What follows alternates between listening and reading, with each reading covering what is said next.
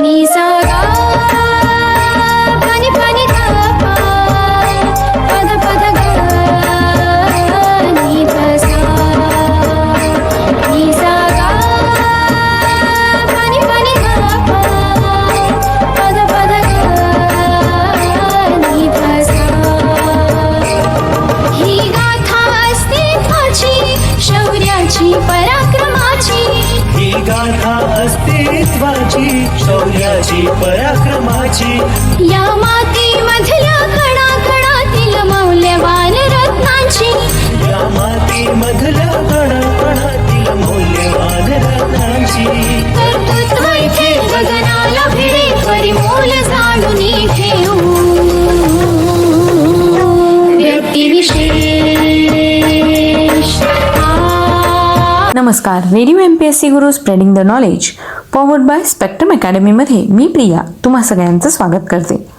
मित्रांनो, आपण व्यक्तिविशेष या सत्रात सामाजिक, कला, क्रीडा, विज्ञान, साहित्य, चित्रकला, तंत्रज्ञान याचबरोबर भारतीय स्वातंत्र्य संग्रामात बलिदान दिलेल्या व्यक्ती अशा सगळ्याच क्षेत्रात ज्यांनी स्वतःचं असं नाव कोरलं आहे, ज्यांनी स्वतः इतिहास निर्माण केला आहे, अशा व्यक्तींची माहिती व्यक्तिविशेष सत्रात करून घेत असतो. त्यांच्या जन्मदिवसानिमित्त किंवा त्यांच्या स्मृतिदिनानिमित्त या व्यक्तींचा जीवन परिचय आपण व्यक्तिविशेष या सत्रात करून घेत असतो.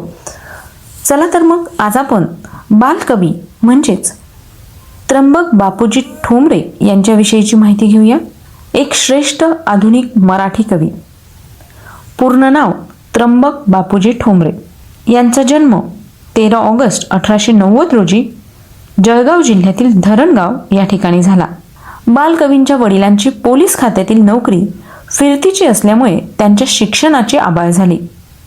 एरंडोल, यावल, जामनेर, बेटावद अशा निरनिराळ्या ठिकाणी त्यांचं प्राथमिक शिक्षण पूर्ण झालं.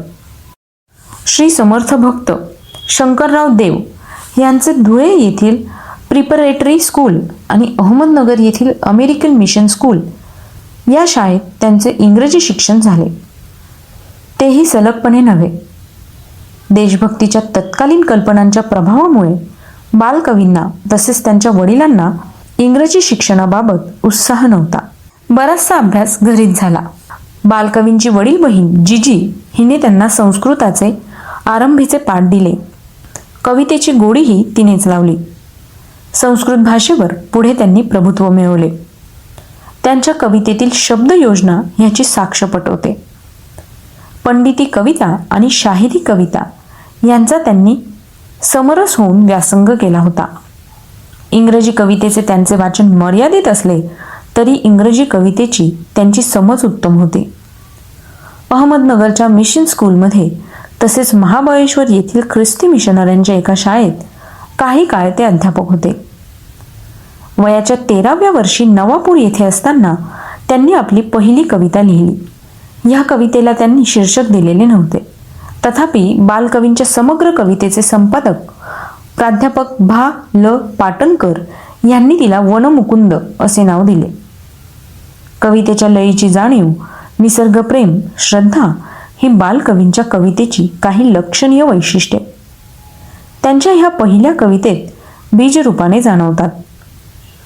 पुढे 3-4 वर्षात त्यांनी कविता अधिकाधिक विकसित केली आणि जळगाव येथे भरलेल्या पहिल्या मराठी कवी संमेलनात 1907 साली त्यांनी केलेल्या काव्य वाचनामुळे प्रभावित होऊन संमेलनाचे अध्यक्ष कान्होबा रणछोडदास कीर्तीकर यांनी त्यांना बालकवी हे नाव देऊन त्यांचा गौरव केला.